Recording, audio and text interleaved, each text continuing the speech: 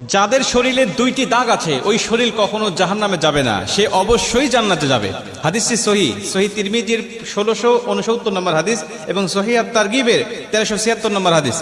হযরত আবু উমামা রাদিয়াল্লাহু তাআলা আনহু হাদিসটা বর্ণনা করেছেন। রাসূল সাল্লাল্লাহু আলাইহি ওয়াসাল্লাম বলেন, যাদের শরীরে দুইটা দাগ আছে এবং যাদের শরীর থেকে 2 ফোঁটা তরল পদার্থ নির্গত হয় ওই শরীর কখনো জাহান্নামে যাবে না, সে অবশ্যই জান্নাতে যাবে এবং আল্লাহ পাকের কাছে এই শরীরটা সবচেয়ে প্রিয় শরীর। রাসূল সাল্লাল্লাহু আলাইহি ওয়াসাল্লাম বলেন, 1 নম্বর দাগ হলো যে ব্যক্তি জিহাদের ময়দানে আল্লাহকে খুশি করার জন্য, আল্লাহর দ্বীন কায়েম করার জন্য অথবা আল্লাহর সন্তুষ্টির জন্য যে ব্যক্তি বাতিলের মোকাবেলা করতে গিয়ে শত্রু পক্ষের আঘাতে তার শরীরে ছোট্ট একটা দাগও যদি বসে যায়, এই দাগটা কিয়ামতের ময়দানে সুপারিশ করে বা এই দাগটা থাকার কারণে কিয়ামতের ময়দানে আল্লাহ পাক তাকে জান্নাতে দিয়ে দিবে। নবীজি সাল্লাল্লাহু আলাইহি ওয়াসাল্লাম বলেন, 2 নম্বরে ফরজ ইবাদত সমূহের কোন একটি দাগ যদি তার শরীরে দেখা যায়, যেমন নামাজ পড়তে পড়তে সেজদা দিতে দিতে কপালে